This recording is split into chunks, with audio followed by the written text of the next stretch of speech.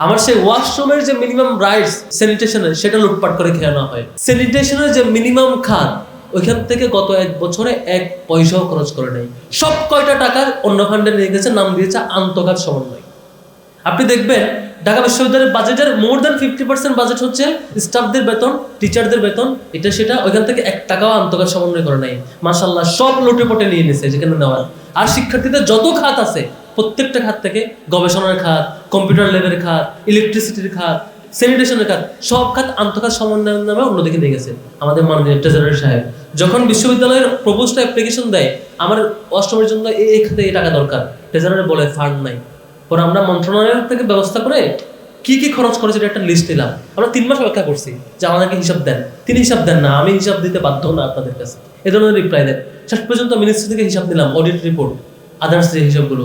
পরে ওখানে দেখলাম যে সব কয়টা শিক্ষার্থী সংশ্লিষ্ট খাত আন্তঃখাত সময়ের নামে ওনারা অন্য খাতে নিয়ে গেছেন, যেখানে নিজেদের পকেটে যায় এমন খাতে। এটা হচ্ছে আমাদের বিশ্ববিদ্যালয়ের পরিণতি। আপনি দেখে থাকবেন রিসেন্টলি বেশ কিছু চাকমা শিক্ষার্থী প্রেসের সামনে আফসোস করে বলেছিল যে আমরা পাহাড়ে জন্মেছি, রাষ্ট্রের দায়িত্ব ছিল, সরকারের দায়িত্ব ছিল আমাদের সেখানে শিক্ষা ব্যবস্থা করা, কিন্তু সরকার করে নাই, করেছে এনজিও আমাদেরকে ফ্রি পড়িয়েছে। ফ্রি পড়তে পড়তে কবে নাগাদ আমার বৌদ্ধ ধর্ম ছেড়ে আমি খ্রিস্টান হয়ে গেছি আমি নিজে জানি না। বা আমার এখন আফসোস হয় আমি এখন বৌদ্ধ না, আমি এখন খ্রিস্টান হয়ে গেছি। অসংখ্য চাকমা ভাইয়ের শিকার হতে আমি রাঙামাটিতে ছিলাম, আমার অনেক পাহাড়ি বন্ধু এই গল্প আমাকে করেছে যে কেমন করে পড়তে পড়তে কোন নাগাদ কেমন করে আমি খ্রিস্টান হয়ে গেছি আমি নিজে জানি না। এ হচ্ছে তাদের বক্তব্য। এবং আফসোস করে বলছে আমাদেরকে স্কুল দেওয়ার দায়িত্ব ছিল রাষ্ট্রের, আমাদেরকে পড়ার ব্যবস্থা করার দরকার ছিল রাষ্ট্র সেটা করে নাই, করেছে এনজিও। দোষ দেন এনজিওকে, দোষ কিসের এনজিওকে আপনি সে সুযোগ করে দিয়েছেন, আপনি আপনার সার্ভিস দেন নাই, রাষ্ট্র দেয় নাই, এনজিও সেখানে গিয়েছে, পরে তাদের ধর্ম বৌদ্ধ থেকে খ্রিস্টান হয়ে গেছে।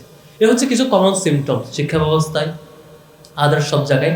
আমার সেই স্কুলের ফ্যাসিলিটিস আমাকে দেওয়া হয় না, আমার সেই ওয়াশরুমের যে মিনিমাম রাইটস স্যানিটেশনের সেটা লুটপাট করে খেয়ে নেওয়া হয়, আমার যে গবেষণার সুযোগ তরুণদেরকে দেওয়ার কথা সেটা দেওয়া হয় না। আবার কেউ যদি গবেষণা করে ভালো কিছু করতে চায় তাকে জোরপূর্বক বাইরে পাঠিয়ে দেওয়া হয়। এ হচ্ছে অবস্থা। সব মিলে আমরা হতাশ আসলে। আমি জানি না তারুর রহমান যেমন করে বলেন খুব সুন্দর করে সবার আগে বাংলাদেশ, দিন শেষে সবার আগে বিএনপি না হয়ে যদি সবার আগে বাংলাদেশ হয় আমি সত্যিই খুশি হব। আমি যখন দেখি যে ইনফ্লেশন অনেক বেশি বেড়ে যায়, কিন্তু দিন শেষে আমার বাড়ির পাশে কৃষকটা ঠিক সেম দামে খাবারটা বিক্রি করে, তার যে ফসলি যেই আইটেমগুলো সে পায়, ধান কিংবা সবজি, ওটার দাম খুব বেশি বাড়ে নাই, সে আগের দামেই বিক্রি করে, কিন্তু ইনফ্লেশন ঠিকই হয়েছে। আমি যখন দেখি ইনফ্লেশন ঠিকই হয়েছে কিন্তু গার্মেন্টস শ্রমিকদের বেতন খুব বেশি বাড়ে নাই, ওই কাছাকাছিতেই আছে, তার জীবন খুব কষ্টে যায়। আমি যখন দেখি আমার পাশের মসজিদে যিনি মসজিদের মুয়াজ্জিন তার বেতন এখনো 7,000-এর কোঠায় আছে, মসজিদের ইমামের বেতন 10,000-এর কোঠায় আছে, এটার বাড়ে নাই, কিন্তু ইনফ্লেশন ঠিকই আছে। ওই বেচারা যিনি মসজিদের ইমাম তিনি 10,000 টাকা দিয়ে তার দিন পার করতে হয়, আবার যে বেচারা গার্মেন্টস শ্রমিক তিনি ওই 14,000-15,000 দিয়ে তার দিন পার করতে হয়, ওটা খুব বেশি বাড়ে নাই। আর আলু সেই 20 টাকায় বিক্রি করে, যে 20 টাকা আগে বিক্রি করতো, এদিকে টাকার দাম হয়তো বেড়ে গেছে, এভাবেই যাচ্ছে দিন। আমরা যখন দেখি যে এই মানুষেরা অল্প অল্প করে যে টাকাগুলো ব্যাংকে জমায়, এই জমানো টাকাগুলো কেউ কেউ লুটপাট করে দেশের বাইরে চলে যায়, আবার তাদেরকে সরকার আমন্ত্রণ জানিয়ে স্পেস দেয়, কখনো কখনো ঋণ খেলাপিকে এমপি বানায় এবং বলে গর্ব করে সংসদে দাঁড়িয়ে ওরা মনে হয় জমিদার, ওদের কাছে ঋণ নাই। আমাদের ঋণ থাকতেই পারে, স্বাভাবিক। সংসদে দাঁড়িয়ে খুব ব্যঙ্গাত্মক হাসি দিয়ে এমপিরা বলে বিরোধী দল মনে হয় জমিদার, আমাদের ঋণ থাকতেই পারে। অর্থাৎ আপনি ঋণ খেলাপিকে 60% ঋণ খেলাপিকে আপনি ক্যান্ডিডেট বানাবেন, আবার তারা এমপি হওয়ার পরে গর্ব করবেন, এটা খুবই নেগেটিভ সিমটমস। এই মানুষদের টাকা এভাবে করে ঋণ খেলাপি দিয়ে চলে যাওয়া, আর ওরা এটা আপনি অ্যাড্রেস করবেন না, বরং ইগনোর করবেন হাসি দিয়ে, তাও সরকারের পক্ষ থেকে এটা কষ্ট হয়। সিমটমস আমরা দেখি। আমরা আবার দেখি আপনি যখন বলবেন যে আমরা এটা সমাধান করতে চাই, সমাধান কি দিয়ে করবেন রাষ্ট্রের তরুণদেরকে গবেষণা করার জন্য স্পেস দিবেন, কিন্তু এবার দেখবেন ঢাকা বিশ্ববিদ্যালয়ের বাজেটে 1 পয়সাও নাই। অন্যান্য বিশ্ববিদ্যালয়গুলো সেম অবস্থা, কোনো বিশ্ববিদ্যালয় এখন পর্যন্ত 1 পয়সাও বরাদ্দ দেয় নাই গবেষণা খাতে। এ হচ্ছে আমাদের বাংলাদেশের অবস্থা। শেষে কি করবে, ইউজিসির আন্ডারে দিয়ে দেবে। তার মানে হচ্ছে কে গবেষণা করবে, কারটা অ্যাপ্রুভ হবে, কে ফান্ড পাবে, কে পাবে না, এটা ডিপার্টমেন্টের আন্ডারে থাকবে না, এটা চলে যাবে গভর্নমেন্টের আন্ডারে। আপনি রাষ্ট্রের বিরুদ্ধে যাবেন, গভর্নমেন্টের সমালোচনা করবেন, সরকারের বিরোধী মতামত দিবেন, আপনার গবেষণা বাতিল, আপনি আর ফান্ড পাবেন না। এই প্রক্রিয়ায় সরকার হচ্ছে। সামনে আমরা দেখতে পাবো সরকারকে ক্রিটিক করে আজকে আলোচক অনেক কিছু বলেছেন, সামনে থেকে বিশ্ববিদ্যালয় কোনো কর্তৃপক্ষের ফান্ড নিয়ে আপনি আর সরকারকে ক্রিটিক করতে পারবেন না। করলে আপনি আর ফান্ড পাবেন না। এই ব্যবস্থায় সরকার বাংলাদেশে ইতিহাসের প্রথমবারের মধ্যে করতে যাচ্ছে গবেষকদের কণ্ঠরোধ করবার জন্য, সেটাই যাচ্ছে। তাহলে তার মানে আমরা সমাধান পাবো না। আমরা দেখতে পাচ্ছি যে অবকাঠামোর দিক থেকে যে ক্রাইসিস দেশে, সেটা স্টিল রয়ে গেছে, সেটা আর ইমপ্রুভমেন্ট হবে না। পাশে মালয়েশিয়া, ওদিকে চীন হয়তো অনেক দূর চলে যাচ্ছে সেম সময়ের মধ্যে, আমরা এখন পিছিয়ে যাচ্ছি। জানি না এগুলো সমাধান কি। আমরা দেখতে পাই যে হচ্ছে, আপনি মানে লজ্জার কথা এটা, ঢাকা বিশ্ববিদ্যালয়ের একটু আগে উদাহরণ দিল ওই যে ওয়াশরুমের কথা, শিক্ষার্থীরা ওয়াশরুমে ঠিকঠাক পায় কিনা। আমরা ইতিমধ্যে দেখেছি যে নির্বাচন পরবর্তীতে নির্বাচিত সরকার 5 মাস ইতিমধ্যে হয়েছে। এই 5 মাসের মধ্যে আমরা আমাদের প্রধানমন্ত্রীর সুন্দর সুন্দর বক্তব্য দেখি, তার পুরো পরিবার নিয়ে নানা ধরনের কর্মসূচিতে অংশগ্রহণ করা, একজন পরিবার ফ্যামিলি ম্যান হিসাবে জাতির সামনে উপস্থাপন, বিভিন্ন প্রোগ্রামে বিভিন্ন জনের সাথে ইন্টারেক্টিভ কর্মসূচি নানাগুলো আমরা দেখে থাকি।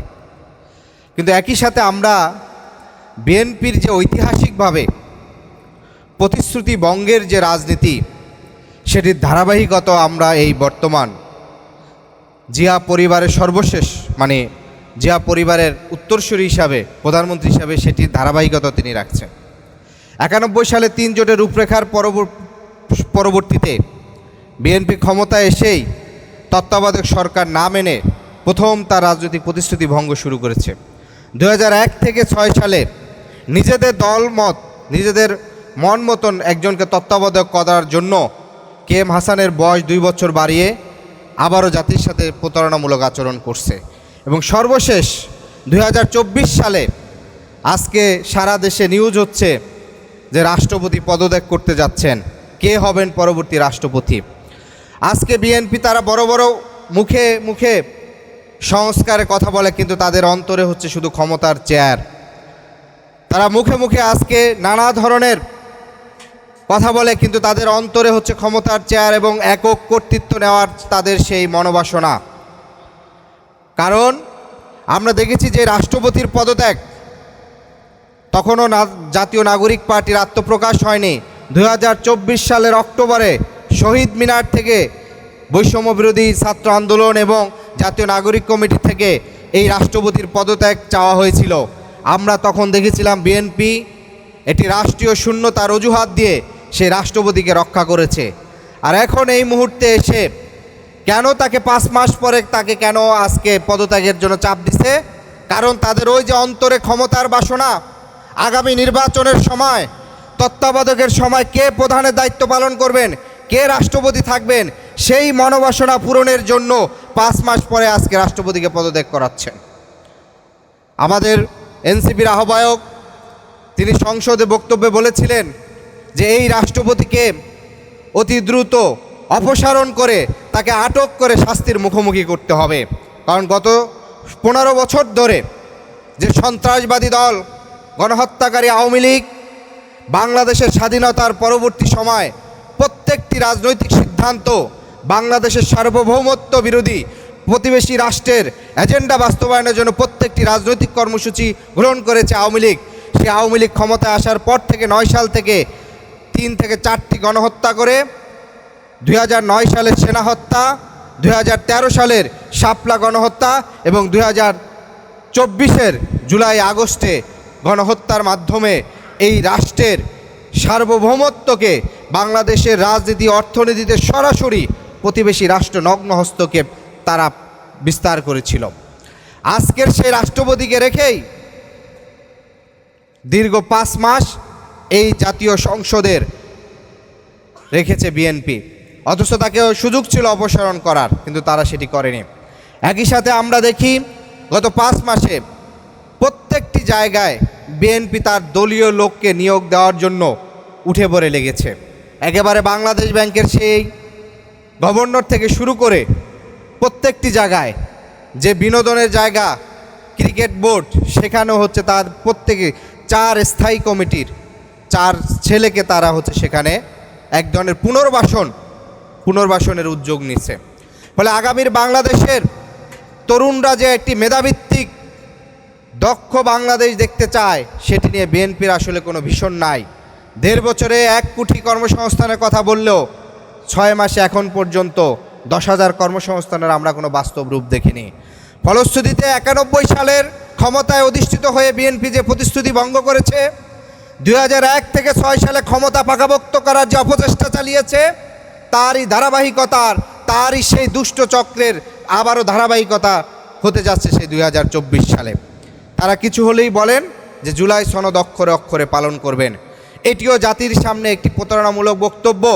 কারণ জুলাই সনদের পরবর্তীতে এই দেশের ভোটারদের 69% যারা ভোট প্রদান করেছেন, তারা গণভোটের গণরায় দিয়ে দিয়েছেন। সেই গণভোটের গণরায় বাস্তবায়ন থেকে তারা সরে গিয়ে জুলাই সনদ অক্ষরে অক্ষরে পালন করার কথা মানে হচ্ছে যেই জাতি আরও এগিয়ে গিয়েছে সেখান থেকে তারা আরও 2 পা পিছিয়ে যাচ্ছে। অতএব আমরা মনে করি আগামীর একটি গণতান্ত্রিক বৈষম্যহীন বাংলাদেশের জন্য আগামী দিনে বাংলাদেশের জনগণ 2 বার বিএনপি তওবা করছে, ক্ষমা চেয়েছে 17 বছরে। 2001 থেকে 5 সালে যে রাজনৈতিক প্রতিশ্রুতি ভঙ্গ করছে তার প্রায়শ্চিত্ত তাকে কিন্তু 17 বছরে দিতে হয়েছে। 3 বার তওবা করার সুযোগ কিন্তু কখনো হয় না। ফলশ্রুতিতে 24-এ ক্ষমতায় অধিষ্ঠিত হয়েই যে ধরনের প্রতারণামূলক স্থায়ী কমিটির সদস্যরা বলেছেন যে নির্বাচনের পূর্বে আমরা গণভোটের হ্যাঁ বলেছি আমাদেরকে ভোট দেওয়ার জন্য যাতে নির্বাচন হয়ে যায়, এখন সেই কথা কিন্তু এখন মানুষের কিন্তু সেই জবাব কিন্তু আগামীতে বাংলাদেশের মানুষ দিবে। তা আমরা আগামী দিনের সরকারকে অনুরোধ করব অতি দ্রুত গণভোটের গণরায় বাস্তবায়ন করবেন এবং যতগুলো প্রশাসনিক এবং সরকারি যে জায়গা আছে সেই জায়গায় শুধুমাত্র নিজের দলের দলকানাদেরকে নিয়োগ না দিয়ে দক্ষ যোগ্য প্রকৌশলীদের নিয়োগ করবেন। একই সাথে আরেকটি বিষয় যে জুলাই গণ অভ্যুত্থানে যারা শহীদ হয়েছে সেই শহীদ পরিবারদেরকে আমাদের সকল দলমত নির্বিশেষে সকল দলের সরকারি থেকে বিরোধী দল এবং রাষ্ট্রের উদ্যোগে তাদেরকে আর্থিক সংস্থাপনের ব্যবস্থা করতে হবে। শহীদ ফ্যামিলির কিছু পরিবার আছেন যারা সামাজিকভাবে আর্থিকভাবে প্রতিষ্ঠিত, কিন্তু অধিকাংশ পরিবারই নিম্ন মধ্যবিত্ত কিংবা মধ্যবিত্ত পরিবারে হওয়ায় তারা কিন্তু আর্থিক সংস্থাপন এবং এক ধরনের সামাজিক সুরক্ষাহীন জীবনযাপন করছেন। ফলে এটি জাতি হিসাবে তাদের প্রতি আমাদের কৃতজ্ঞতা থাকতে হবে। যেই সন্তান, যে বাবা তার পরিবারের কথা চিন্তা না করে ওই গুলির মুখে তার বুক পেতে দিয়েছে, সেই পরিবারের যদি আমরা তাদেরকে যদি সামাজিক সুরক্ষা নিশ্চিত করতে না পারি, শহীদদের বিচারের জায়গাটি যদি আমরা নিশ্চিত করতে না পারি, তাহলে আগামীতে বাংলাদেশের আর কেউ এই ধরনের দেশের ক্রান্তি লগ্নে জীবন দিতে উৎসাহ পাবে না। ফলে আমরা আশা করব যে শহীদ পরিবারের অতি দ্রুত তাদের আর্থিক সংস্থাপনের জায়গাটি নিশ্চিত করতে হবে এবং একই সাথে জুলাই আগস্ট সহ পুরো 15 বছর যে গণহত্যা গুম খুন হয়েছে প্রত্যেকটি হত্যার বিচার অতি দ্রুত করতে হবে। যারা উপস্থিত হয়েছেন সবাইকে আন্তরিক ধন্যবাদ জানাই। আমার বক্তব্য এখানে শেষ করছি। আসসালামু আলাইকুম। আন্তরিক ধন্যবাদ জনাব আরিফুল ইসলাম আদিব ভাইকে তার গুরুত্বপূর্ণ বক্তব্য প্রদানের জন্য।